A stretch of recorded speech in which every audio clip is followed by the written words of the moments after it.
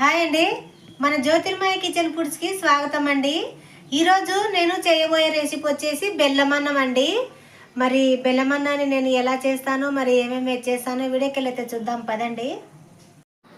ఈరోజు నేను ఒక స్వీట్ ఐటెం చేస్తున్నానండి. స్వీట్ ఐటెంకి మరి నేను బెల్లమన్నం అయితే చేస్తున్నాను. బెల్లమన్నానికి కావాల్సిన ఇంగ్రీడియంట్స్ అన్నీ ఇక్కడ ఉన్నాయండి. నేనైతే ఒక అర్ధ కేజీ బెల్లం తీసుకున్నాను. కొన్ని జీడిపప్పులు, నెయ్యి, కొబ్బరి, యాలకులండి. నేను దీంతో ఒకటి నానబెట్టానండి, బియ్యము నానబెట్టి పెట్టాను. నేను ఇప్పుడైతే ఒక గిద్దకు నేను ఒక 5 బెల్లం అచ్చులు తీసుకున్నానండి. అర్ధ కేజీ తీసుకున్నాను. ఎందుకంటే స్వీట్ బాగుంటే చెడిపోకుండా ఉంటుంది అనమాట. బాగుంటుంది అన్నము, పొడి పొడికి కూడా వస్తుంది, బాగా స్వీట్ బాగుంటుంది. కాబట్టి నేను అన్నం వండి పెడతాను. ప్రాసెస్లోకి అయితే వెళ్దాము. నేను ఇది అంతా కొట్టి పెడతానండి, బెల్లం కొట్టి కొబ్బరి తరిగి పెడతాను. మరి ప్రాసెస్లోకి అయితే వెళ్దాము. అన్నం వండి పెడతానండి.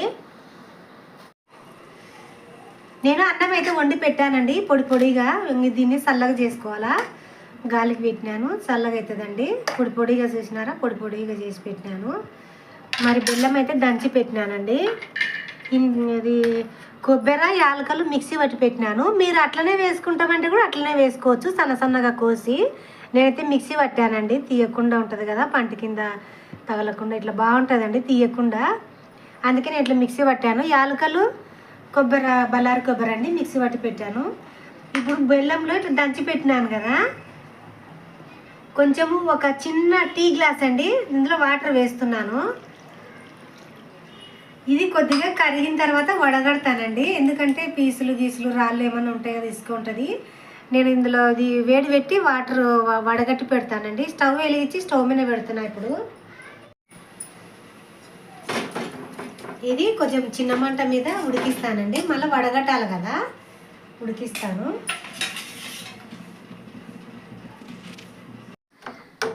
బెల్లం అయితే బాగా కరిగిందండి. నేను వడగడతాను ఇప్పుడు.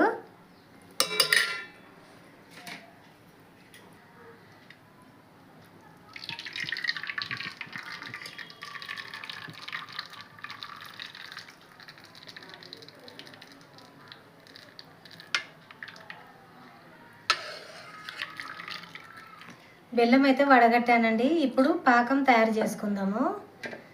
పాకం అయితే తయారు చేస్తాను. ఇప్పుడు ఇది స్టవ్ మీద పెడతానండి. వడగట్టేసాం కదా, పాకం తయారు చేద్దాము.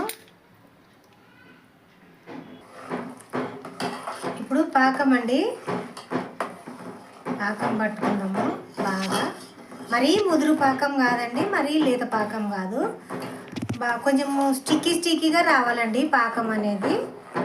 అప్పుడైతే మనకు కొంచెము బాగా పాకం అయినట్లుంటుంది. అన్నం అయితే చల్లగా అయ్యింది, బాగా ఆరబెట్టానండి. స్టిక్కీగా అయితే అయ్యిందండి.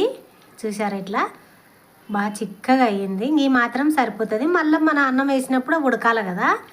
చిక్కగా అయితే అయ్యింది. కొంచెం పాకం కూడా వచ్చిందండి, జిడ్డుగా ఉంది బాగా. మన గులాబ్ జామ్ పాకం లెక్క అండి, ఎక్కువ పాకం అవసరం లేదు. ఇట్లా స్టిక్కీగా ఉండాలా, అంతే సరిపోతుంది. అయ్యింది. నేను కొబ్బరి వేస్తాను.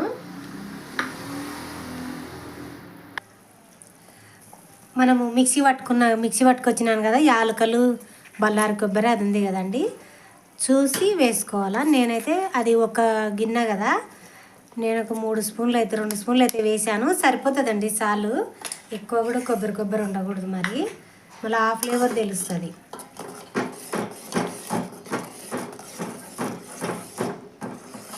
తర్వాత నేను అన్నం వేస్తానండి. ఇప్పుడు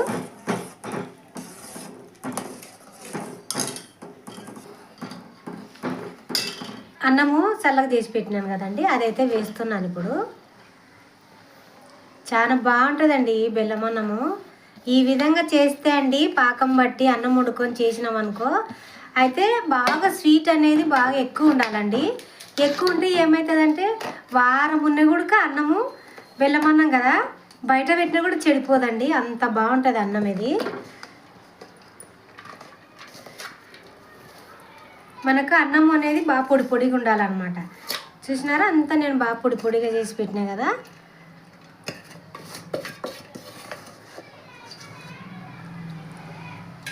బాగా ఒకసారి కలుపుతాను.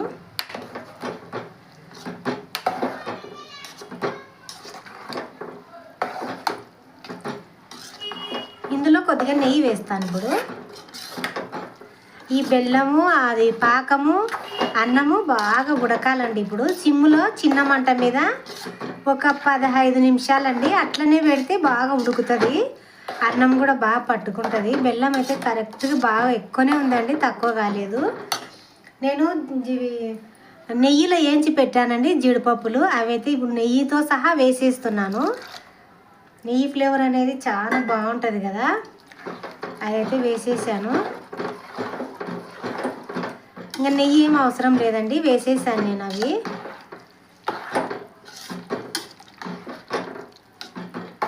ఒక 15 నిమిషాలండి మూత పెడతాను. ఇది బాగా ఉడకాల. ఒక 15 నిమిషాలు బాగా కుత్త ఉడికియాలండి. 5 నిమిషాలు పెద్ద మంట పెట్టి ఉడుకు పట్టిన తర్వాత చిన్న మంట పెట్టాలండి, ఉడుకుతుంటుంది. డమ్ము కూడా అలా అవుతుంది అనమాట. అదంతా బెల్లం పాకం అంతా అన్నం తీసుకొని బాగా పొడిగా ఉంటుంది అనమాట అన్నం కూడా. నేనైతే ఇప్పుడు మూత పెడతాను.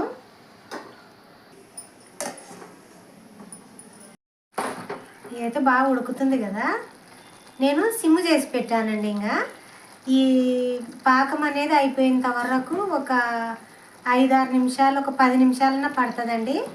నేను సిమ్ చేసి పెట్టాను. ఇదో పాకం ఉంది కదా, ఇంకా అదంతా పోయి అన్నం పొడిగా అయ్యేంత వరకు పెట్టేస్తాను. నేను మూత పెడుతున్నాను. ఇది ఉడుకుతుంది కాబట్టి సిమ్ చేసి పెడుతున్నానండి. మూత అయితే తీసానండి. వావ్, భలే ఉందండి. అంతా ఆ పాకం అనేది అన్నం బాగా పీడ్చేసుకునిందండి. భలే ఉంది. ఇంకొక 2 నిమిషాలు ఉంటే అయిపోతుందండి. అన్నం కూడా భలే పొడిగా వచ్చింది కదా, పొడిగా అండి, ముద్ద కాకుండా భలే వచ్చిందండి పొడిగా. ఇంకా కొద్దిగా అండి ఒక 2-3 నిమిషాలు ఉంటే ఈ తేమ అనేది కూడా ఇంకిపోతుంది అనమాట. చూశాను నేను, తేమ ఉందో లేదో అని చూశాను కాబట్టి ఉంది. ఇంకా కొద్దిగా ఒక 2 నిమిషాలు మూత పెడతాను.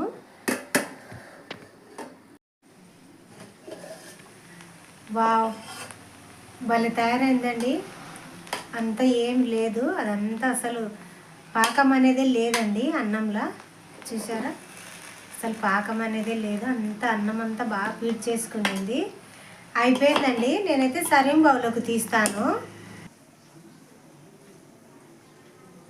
అయిపోయిందండి మన బెల్లమన్నము. దీంట్లో అండి ఒక్క చుక్క నెయ్యి వేసుకొని తినాలండి, ఇంకా ఒక రేంజ్లో ఉంటుందండి. ఇది భలే ఉంది నిజంగా అండి. చాలా అంటే చాలా బాగుంది. నెయ్యి వేసుకొని తింటే అయినా మనము దాంట్లో వేసినాం కాబట్టి అవసరం లేదండి, కానీ వేడిగా ఉన్నప్పుడు వేసుకొని తింటే చాలా బాగుంటుందండి. నిజంగా అండి చాలా అంటే చాలా బాగుంది. బెల్లం భలే సరిపోయిందండి, బాగుంది. పొడిగా కూడా బాగుంది. నిజంగా అండి చాలా బాగుంది. చూడండి, నిజంగా చాలా బాగుంది కదా. టేస్ట్ కూడా ఒక రేంజ్లో ఉందండి, చాలా బాగుంది నిజంగా అండి. మరి ఈ వీడియో కనుక మీకు నచ్చినట్లయితే లైక్ చేయండి, షేర్ చేయండి, సబ్స్క్రైబ్ చేయండి ప్లీజ్ అండి.